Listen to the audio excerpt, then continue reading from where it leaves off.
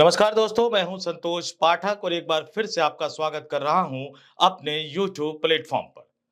देश की राजनीति में नितिन गडकरी एकमात्र ऐसे नेता माने जाते हैं जिनकी fan following across the political parties है। यानी भारतीय जनता पार्टी ही नहीं बल्कि विपक्षी दलों के सांसद तमाम सांसद नितिन गडकरी के सबसे बड़े प्रशंसक है। शायद ही मैंने इतने लंबे समय तक संसद की कार्रवाई को कवर किया, राजनीतिक दलों को कवर किया, शायद ही संसद भवन के अंदर भी कोई सांसद, विरोधी दलों का भी कोई सांसद ऐसा मिला मुझे जिसने कभी भी नितिन गडकरी की कोई आलोचना की हो।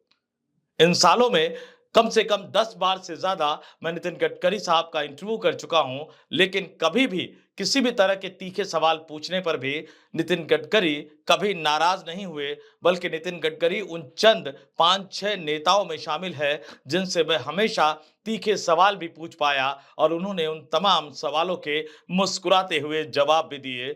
गुगली कई बार मैंने फेंकने की कोशिश की, लेकिन उस गुगली पर भी नितिन गडकरी ने बहुत अच्छी, जोरदार और जबरदस्त बैटिंग की, हर बार बैटिंग की। तो बतौर पत्रकार मैं भी नितिन गडकरी का बहुत बड़ा फैन हूं और आज जो मैं वीडियो आपके सामने लेकर आया हूं, जो किस्सा मैं आपके सामने लेकर आया हूं, वो किस्सा तब का है जब नितिन गडकरी राष्ट्रीय स्वयंसेवक संघ के मुखिया मोहन भागवत की खोज नितिन गडकरी भारतीय जनता पार्टी के राष्ट्रीय अध्यक्ष बनकर पहली बार दिल्ली आए थे। राष्ट्रीय अध्यक्ष बनने के बाद उनका पहला दिल्ली दौरा, पहले दिन का दौरा, जब उन्होंने राष्ट्रीय अध्यक्ष का कार्यभार संभाला। राष्ट्रीय अध्यक्ष का कार्यभार संभालने से पहले अटल बिहारी वाजपेयी, लाल कृष्ण आडवाणी, सुषमा स्वराज, मुरली मनोहर जोशी, इन तमाम नेताओं के घर गए। पार्टी के राष्ट्रीय अध्यक्ष का कार्यभार संभालने के बाद राजनाथ सिंह के घर गए, जो उस समय उनसे पहले पार्टी के राष्ट्रीय अध्यक्ष थे। दिन भर घूमते रहे। एयरपोर्ट से, दिल्ली एयरपोर्ट पर जब उतरे, तब से मैं उनके पीछे लगातार रहा। जहां जहां वो गए वहां वहां मैं गया। पार्टी कार्यालय गए, पार्टी कार्यालय में भी गया और सबसे आखिर में अपने शानदार और जबरदस्त कैमरा पर्सन की मदद से, मेरे साथ काम करने वाले तमाम लोग जानते हैं मैं सबसे बेहतरीन कैमरामैनों में से उन कैमरामैन को मानता हूं। तो उस दिन, पहले दिन, नितिन गडकरी का इंटरव्यू बतौर पत्रकार सिर्फ और सिर्फ मेरे पास था, जब मैं लाइव इंडिया में काम करता था। यानी उस दिन नितिन गडकरी का इंटरव्यू टिक टैक किसी को नहीं मिल पाया, सिर्फ बतौर पत्रकार मेरे पास था। बहुत शानदार इंटरव्यू था और सुधीर चौधरी जो कि संपादक हुआ करते थे उस समय हमारे लाइव इंडिया में, उनके बुलेटिन में बहुत जोरदार और शानदार तरीके से वो इंटरव्यू चला, वो टिक टैक चला। लेकिन उसके अगले दिन से मेरी एंट्री बीजेपी के कार्यालय में बैन हो गई। यानी उसके अगले दिन से कई दिनों तक भारतीय जनता पार्टी में मुझे एंट्री नहीं मिली। भारतीय जनता पार्टी के कार्यालय में, जो उस समय 11 अशोका रोड हुआ करता था, भाजपा का मुख्यालय, वहां मुझे नहीं जाने दिया गया। किसने मेरी एंट्री रोकी? क्यों नहीं जाने दिया गया? और महाराष्ट्र की राजनीति से, नागपुर की धरती से जो नितिन गडकरी मोहन भागवत द्वारा देश का अगला प्रधानमंत्री बनाने के लिए दिल्ली भेजे गए थे, उन नितिन गडकरी के साथ किसने खेला कर दिया कि नितिन गडकरी पार्टी के संविधान में संशोधन होने के बावजूद दोबारा पार्टी के राष्ट्रीय अध्यक्ष नहीं बन पाए और उसके बाद संघ को नरेंद्र मोदी, यानी गुजरात के तत्कालीन मुख्यमंत्री नरेंद्र मोदी पर दांव लगाना पड़ा। किसने नितिन गडकरी को धोखा दिया? नितिन गडकरी ने दिल्ली की राजनीति में आकर किस किस पर भरोसा किया? किस किस ने उनको धोखा दिया? और उसके बाद पार्टी के राष्ट्रीय अध्यक्ष के पद से जब हटना पड़ा, उन्हें बहुत ही अपमानजनक तरीके से घोटालों के आरोप उन पर लगाए गए, छापे मारे गए थे उनके कार्यालयों पर। उसके बाद जिस तरह से हटना पड़ा, ये तमाम किस्सा मैं आपके सामने लेकर आया हूं दोस्तों। कई पहलू है, ये मेरी खुद की कहानी भी है, ये नितिन गडकरी की कहानी भी है, ये चंद पत्रकारों की कहानी भी है, चंद संपादकों की कहानी भी है, चंद नेताओं की कहानी भी है और भारतीय जनता पार्टी की अंदरूनी राजनीति की कहानी भी है। भारतीय जनता पार्टी के अंदर किस तरह से षड्यंत्र रचे जाते हैं। षड्यंत्र वैसे टीवी चैनलों में भी रचे जाते हैं, मीडिया हाउसेज में भी रचे जाते हैं। तो ये मीडिया हाउस का षड्यंत्र, टीवी चैनल का षड्यंत्र, एक रिपोर्टर के साथ षड्यंत्र और एक नेता भारतीय जनता पार्टी के उस समय के राष्ट्रीय अध्यक्ष के साथ षड्यंत्र कि किस तरह से उन्हें प्रधानमंत्री बनने से रोक दिया गया। ये किस्सा शुरू होता है 2009 से। 2009 लाइव इंडिया में नई नई नौकरी मिली थी। एक वीडियो में मैं आपको बता चुका हूं वो नौकरी कैसे मिली थी। सुधीर चौधरी जी ने डायरेक्ट वो नौकरी दी थी। उसके बाद जो नीचे के लोग थे, खासतौर से कई चीज़ें थी, चलिए उसको यहाँ पे छोड़ते हैं क्योंकि नीचे के लोगों को लगा कि सीधे ऊपर से नौकरी दी है तो उनको परेशान करने का मौका मिल जाता है। लेकिन वो जो ऑफ़िस था, वो चैनल था, बड़ा दिलचस्प था। लाइव इंडिया ने मुझे बनाया, लाइव इंडिया ने मुझे पहचान दी, लाइव इंडिया ने मुझे एक तरह से रिपोर्टिंग के फ़ील्ड में स्थापित किया, मैं आज भी इस बात को मानता हूँ। लेकिन वहाँ कई अजब-गजब किरदार हुआ करते थे। मैं और मेरे साथी 2 लोग हुआ करते थे और बड़ी दिलचस्प कहानी हम लोगों की थी। यानी सुबह 12 बजे से पहले और शाम के 7 बजे के बाद भारतीय जनता पार्टी मेरी बीट हुआ करती थी, यानी जब फँस जाए, तो हमारी बीट हुआ करती थी। और इसी तरह से उस जो मेरे बहुत करीबी मित्र सुबह 12 बजे से पहले और शाम के 7 बजे के बाद कांग्रेस उनकी बीट हुआ करती थी, क्योंकि वरिष्ठ पत्रकार न सुबह जल्दी आ सकते थे, न शाम को जल्दी जा सकते न शाम को ज़्यादा देर तक रुक सकते थे। मैं फिर कहूँगा कि मेरा मकसद किसी को अपमानित करना नहीं है, लेकिन हाँ, कुछ बातें उठानी बहुत ज़रूरी है, कुछ लोगों को आईना दिखाना बहुत ज़रूरी है। तो ये वाकया है उस दिन का जब नितिन गडकरी पार्टी के राष्ट्रीय अध्यक्ष बनकर दिल्ली आए। दरअसल 2004 और 2009 के लगातार 2 लोकसभा चुनावों में लगातार भारतीय जनता पार्टी के हारने के बाद संघ में भी खलबली मच गई थी। 2009 में राष्ट्रीय स्वयंसेवक संघ के नए मुखिया मोहन भागवत बने। लोकसभा चुनाव में जब 2009 में भाजपा को हार मिली, तो उस हार के 5 महीने बाद संघ के अंदर भी एक नया बहस शुरू हो गया। संघ एक नए चेहरे की तलाश में जुट गया। दिल्ली में डी4 एक गैंग माना जाता था। डी4 यानी डी4 के उन नेताओं की बात करें तो ये वो नेता थे जो लाल कृष्ण आडवाणी के गुट के नेता माने जाते थे और इस डी4 में अनंत कुमार, वेंकैया नायडू, सुषमा स्वराज और अरुण जेटली का नाम आता था। ये डी4 दिल्ली से बाहर के किसी व्यक्ति को आने नहीं देना चाहते थे, लेकिन उसी समय नए-नए आरएसएस के अध्यक्ष बने मोहन भागवत ने ये बयान दे दिया कि इस बार भारतीय जनता पार्टी का राष्ट्रीय अध्यक्ष दिल्ली से बाहर का होना चाहिए। संदेश बिल्कुल साफ था कि डी4 का नहीं होना चाहिए, लाल कृष्ण आडवाणी का नहीं होना चाहिए। संघ ने पहले दांव लगाया गोवा के उस समय के मुख्यमंत्री मनोहर पर्रिकर पर, लेकिन उनके एक बयान को तोड़-फोड़ कर हिंदी में पेश किया गया कि उन्होंने आडवाणी को लेकर अपमानजनक शब्दों का इस्तेमाल किया। आडवाणी अड़ गए, मनोहर पर्रिकर का नाम कट गया। उसके बाद संघ की तलाश अपने ही मुख्यालय वाले शहर यानी नागपुर पर जाकर टिक गई। नितिन गडकरी को पार्टी का अगला राष्ट्रीय अध्यक्ष बनाकर भेजा गया। मैं पहले दिन का वाकया, पहले दिन का किस्सा आपको बता चुका हूं कि राष्ट्रीय अध्यक्ष बनने के बाद पहले दिन जब वो आए, 1 जनवरी 2010 का वाकया था और 1 जनवरी 2010 को जब उन्होंने पार्टी के राष्ट्रीय अध्यक्ष के रूप में दायित्व संभाला, उस दिन जब तमाम नेताओं के घर से मेल मुलाकात करते हुए देर शाम को राजनाथ सिंह के घर पहुंचे, जो उनसे पहले पार्टी के अध्यक्ष थे, तो राजनाथ सिंह के घर उनका पहला इंटरव्यू मुझे मिला, बतौर पत्रकार मैंने लिया। इसमें मेरे कैमरा पर्सन का भी बहुत बड़ा योगदान था। बहुत ही शानदार कैमरा पर्सन, उनके साथ लाइव इंडिया में रहने के दौरान 3 साल के दौरान मैंने कई शानदार शूट किए, कई कामयाबी हासिल की। मेरा भी श्रेय था, मेरे कैमरा पर्सन का भी श्रेय था। हालाँकि उसके बाद कुछ दिनों तक मेरे ऊपर भारतीय जनता पार्टी के कार्यालय में एंट्री बैन लगा दी गई। मुझे याद है, अच्छी तरह से याद है, क्योंकि जब कोई आपकी तारीफ़ करता है तो आप भूलते नहीं हो। मनुष्य हूँ मैं भी नहीं भूलता।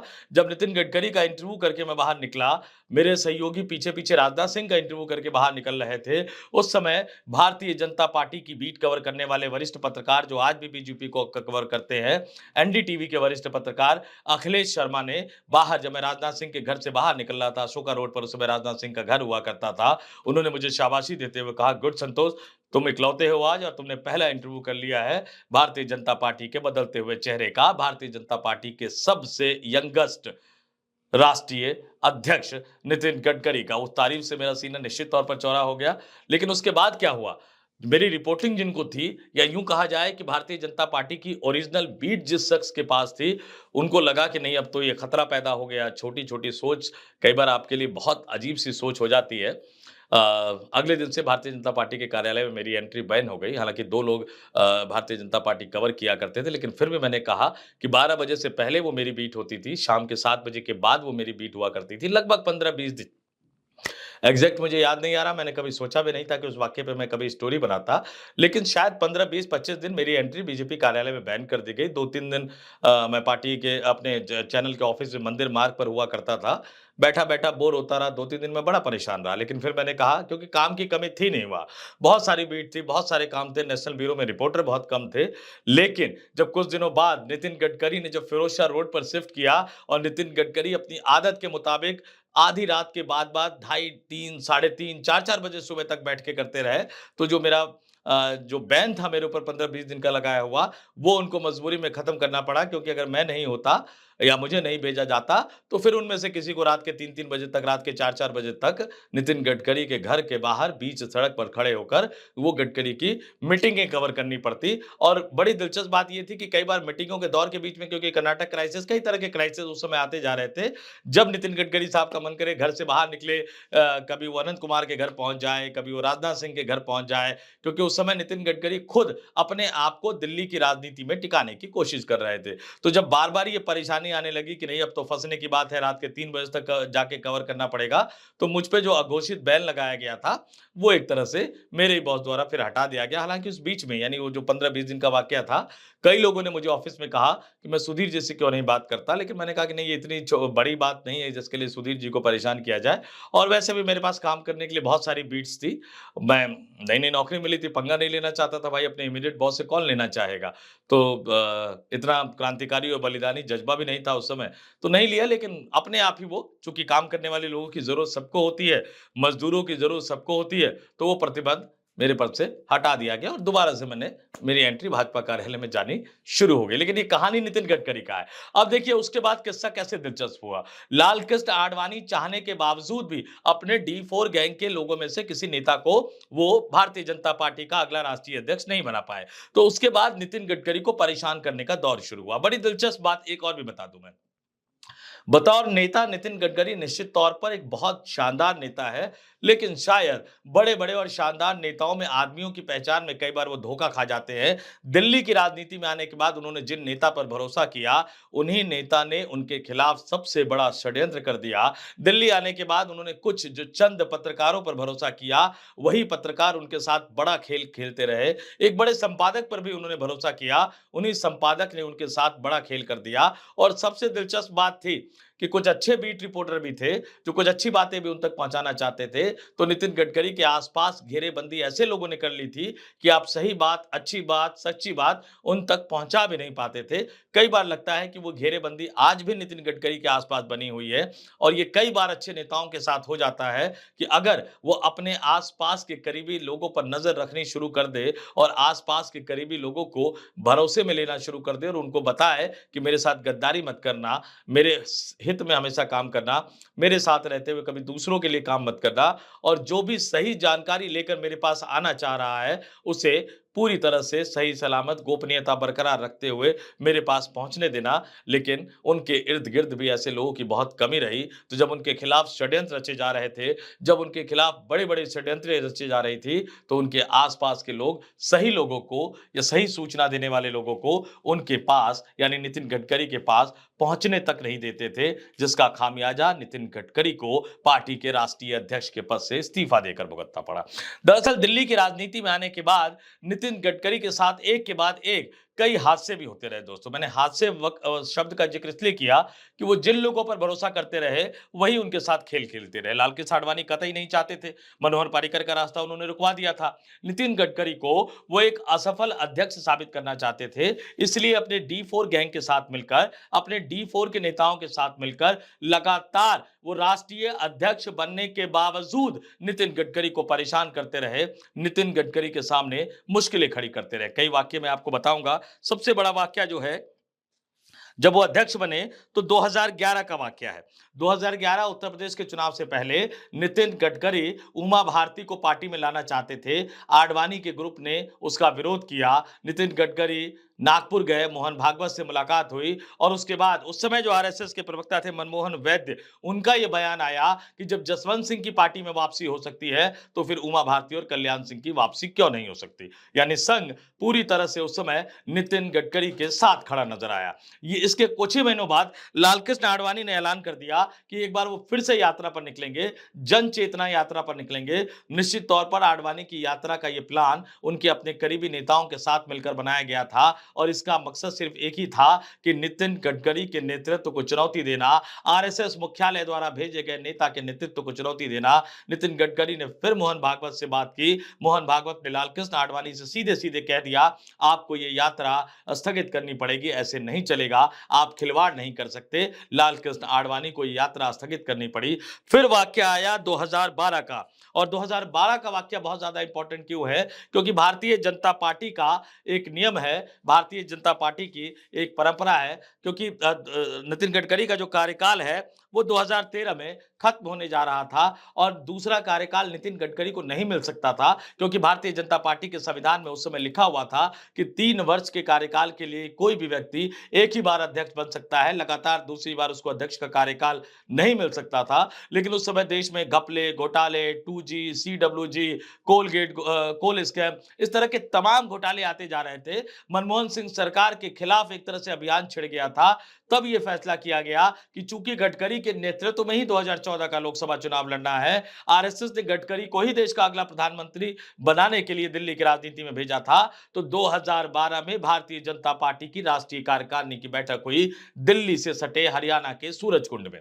नितिन गडकरी को दोबारा से पार्टी का राष्ट्रीय अध्यक्ष बनाने के लिए भारतीय जनता पार्टी के संविधान में संशोधन किया गया और यह लिख दिया गया कि एक व्यक्ति लगातार 2 पूर्ण कार्यकाल के लिए पार्टी का राष्ट्रीय अध्यक्ष बना रह सकता है। D4 जो ग्रुप था वो फिर से सक्रिय हो गया। कैसे सक्रिय हो गया? क्योंकि लालकृष्ण आडवाणी को यह लग गया कि अगर 2012 यानी 2013 में फिर से जनवरी में नितिन गडकरी के पास ही राष्ट्रीय अध्यक्ष की कमान आ जाएगी तो फिर उनके लिए सारे रास्ते बंद हो जाएंगे और पीएम इन वेटिंग का जो खिताब उनके साथ जुड़ गया था वो हमेशा उनके साथ परमानेंटली जुड़ जाएगा, यानी वो हमेशा पीएम इन वेटिंग ही रहेंगे, कभी भी प्राइम मिनिस्टर नहीं बन पाएंगे। उसके बाद घटनाक्रम बड़ी तेजी से फैला। नितिन गडकरी जिन जिन लोगों पर भरोसा करते थे उन तमाम लोगों ने उनको धोखा देना शुरू कर दिया। ये सूरजकुंड की कार्यकारिणी की बैठक से पहले ही छापे पड़ने शुरू हो गए उनके पूर्ति के ग्रुप पे, और एक पत्रकार और एक संपादक, खासतौर से अंग्रेजी चैनल के एक पत्रकार और एक संपादक ने उनके खिलाफ एक तरह से अभियान चलाना शुरू कर दिया। सूरजकुंड की कार्यकारिणी की बैठक में उस एक पत्रकार ने नितिन गडकरी के मुंह में बार-बार माइक डालकर उस पूर्ति के बारे में सवाल पूछना शुरू कर दिया। नितिन गडकरी इतने परेशान हो गए कि उन्होंने उस चैनल के उस रिपोर्टर के संपादक तक से बात कर ली, लेकिन वो तमाम मामला तो सेट कहीं और से था, उस तमाम मामले की कहानी कहीं और थी। जानबूझकर उस मामले को उछाला जा रहा था।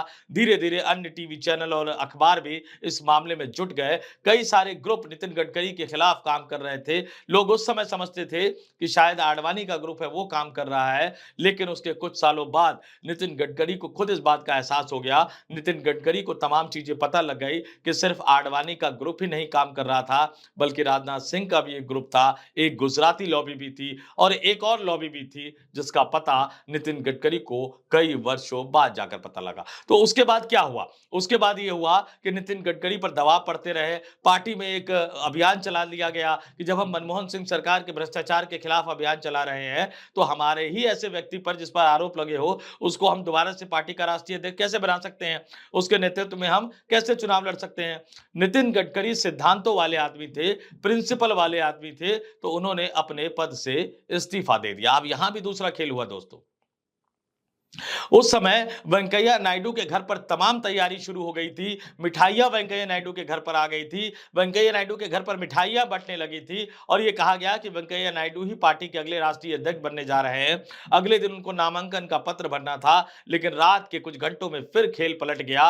वेंकैया नायडू का नाम कट गया, राजनाथ सिंह का नाम आ गया और उसके बाद का किस्सा हमें और आपको सबको पता है कि राजनाथ सिंह किस तरह से पार्टी के राष्ट्रीय अध्यक्ष बने। राजनाथ सिंह के नेतृत्व में 2014 का लोकसभा चुनाव लड़ा गया, लेकिन जिन राजनाथ सिंह पर भरोसा कर कर लालकृष्ण आडवाणी ने उनको पार्टी का राष्ट्रीय अध्यक्ष बनाया था, राजनाथ सिंह ने उन्हीं लालकृष्ण आडवाणी को धोखा देकर, उनके डी ग्रुप के नेताओं को धोखा देकर नरेंद्र मोदी पर दांव लगा दिया। गोवा कार्यकारिणी की बैठक हुई, नाराज लालकृष्ण आडवाणी गोवा की कार्यकारिणी की बैठक में शामिल होने के लिए नहीं गए। इन तमाम नेताओं की नाराजगी के बावजूद इन तमाम नेताओं के दुखी होने के बावजूद राजनाथ सिंह ने गोवा कार्यकारिणी की बैठक में 2013 में हुई गोवा कार्यकारिणी की बैठक में नरेंद्र मोदी को पार्टी के चुनाव प्रचार अभियान का मुखिया घोषित कर दिया। दिल्ली में संसदीय बोर्ड की बैठक हुई। आडवाणी, सुषमा स्वराज, वेंकैया नायडू, तमाम जैसे नेताओं की, ना जेटली, तमाम नेताओं के, हालांकि जेटली उस समय दोनों तरफ चले गए थे, तो तमाम दिग्गज बड़े नेताओं की नाराजगी के बावजूद राजनाथ सिंह ने दिल्ली में बाकायदा एक प्रेस कॉन्फ्रेंस करके ये घोषित कर दिया कि नरेंद्र मोदी 2014 के लोकसभा चुनाव के लिए पार्टी की तरफ से प्रधानमंत्री पद के उम्मीदवार होंगे। और इसके बाद नितिन गडकरी हमेशा हमेशा के लिए पिछड़ते हुए चले गए। वो नितिन गडकरी जो आरएसएस की तरफ से दिल्ली में पार्टी के राष्ट्रीय अध्यक्ष बनाकर भेजे गए थे, वो नितिन गडकरी जो लाल कृष्ण आडवाणी को, अनंत कुमार को, वेंकैया नायडू को, अरुण जेटली को, सुषमा स्वराज जैसे दिग्गज नेताओं को दरकिनार कर महज 52 वर्ष की उम्र में, मतलब 52 वर्ष की, मतलब सबसे युवा, सबसे यंगेस्ट अध्यक्ष वो पार्टी के राष्ट्रीय अध्यक्ष बने थे। तो महज 52 वर्ष की उम्र में नितिन गडकरी जो पार्टी के राष्ट्रीय अध्यक्ष बने थे, बीजेपी के राष्ट्रीय अध्यक्ष बने थे, उन्हें एक तरह से साइडलाइन हो जाना पड़ा। और उसके बाद हम तमाम चीजें देखते चले गए कि कैसे 2014 में भारतीय जनता पार्टी की जीत हुई, नरेंद्र मोदी प्रधानमंत्री बने, नितिन गडकरी को मजबूरी में उन्हें अपनी सरकार में मंत्री बनाना पड़ा। लेकिन धीरे धीरे नितिन गडकरी उस सरकार से भी असहज होते चले गए। आगे क्या हुआ? आगे एक दौर ऐसा भी आया जब उन्हें पार्टी के संसदीय बोर्ड से और पार्टी की केंद्रीय चुनाव समिति से भी निकाल दिया गया। तमाम तरफ से खबरें उठने लगी कि नितिन गडकरी का इस बार टिकट भी काटा जा सकता है। हालांकि नितिन गडकरी जैसे नेता जिन्होंने कभी अपने लिए टिकट नहीं मांगा, बल्कि जब उन्हें संसदीय बोर्ड और सीईसी से निकाल दिया गया, तो मैं एक न्यूज एजेंसी में काम किया करता था, मैं उनका इंटरव्यू करने गया। तमाम बातें हुई, उसके बाद इंटरव्यू शुरू करने से पहले पूछा मैंने कि मैं वो 2 सवाल जरूर पूछूंगा, तभी वो इंटरव्यू ज्यादा रोचक बनेगा। उन्होंने हंसते हुए कहा कि मुझे पता था पाठक कि अगर आप नहीं भी बोलते तो भी मुझे पता था कि आप वो 2 सवाल ज़रूर पूछोगे। उन्होंने उन दोनों सवालों का जवाब दिया और मैंने उनको उसी सवाल के जवाब को हेडलाइन बनाया। लेकिन फिर भी अगर कोई नेता नाराज़ ना हो, तो वो नितिन गडकरी जैसा ही नेता हो सकता है। तो मैंने आज का ये वाकया, आज का ये किस्सा आपको इसलिए सुनाया, बीजेपी के सबसे यंगेस्ट राष्ट्रीय अध्यक्ष का किस्सा इसलिए सुनाया कि नितिन गडकरी एक बात कहते हैं, लगातार कहते हैं कि जब वो बड़े लोगों के नजदीक गए, तब उनको पता लगा कि कुछ बड़े लोग कितने छोटे हो सकते हैं। और कुछ छोटे लोगों से जब उनकी मुलाकात हुई, तो उन्हें ये पता लगा कि कुछ छोटे लोग कितने बड़े हो सकते हैं। तो मेरा अनुभव उनसे बहुत कम है, राजनीति का अनुभव बहुत कम है, राजनीति की नहीं, पत्रकारिता का अनुभव है। तो मैंने अपना भी अनुभव आपके साथ शेयर कर दिया कि कई बार कुछ ऊंची कुर्सियों पर बैठे लोग भी कितनी छोटी सोच रखते हैं और छोटी-छोटी सोच से संचालित होते हैं। षड्यंत्र करने से बाज नहीं आते, खेला करने से बाज नहीं आते। सिर्फ नीतीश कुमार ही खेला करते हो ऐसा नहीं है। खेला न्यूज़ चैनल के संपादक और ब्यूरो चीफ भी किया करते हैं और नेता भी किया करते हैं। खेला उस समय मेरे साथ भी किया गया था, बच गया। खेला नितिन गडकरी साहब के साथ भी हुआ, उनके अपने भरोसेमंद लोगों ने भी खेला किया, बच नहीं पाए और राजनीति की दौड़ में वो पिछड़ गए। इस वीडियो में फिलहाल इतना ही। मुझे यानी संतोष पाठक को दीजिए इजाजत। जाते-जाते फिर एक बार आपसे अनुरोध करूंगा कि अगर मेरे द्वारा सुनाए गए किस्से, असली किस्से, सच्ची कहानी आपको दिलचस्प लग रही है, तो वीडियो को लाइक कीजिएगा, शेयर कीजिएगा, ज़्यादा से ज़्यादा लोगों तक पहुँचाइएगा और हाँ, मेरे यूट्यूब चैनल को सब्सक्राइब भी ज़रूर कीजिएगा। नमस्कार।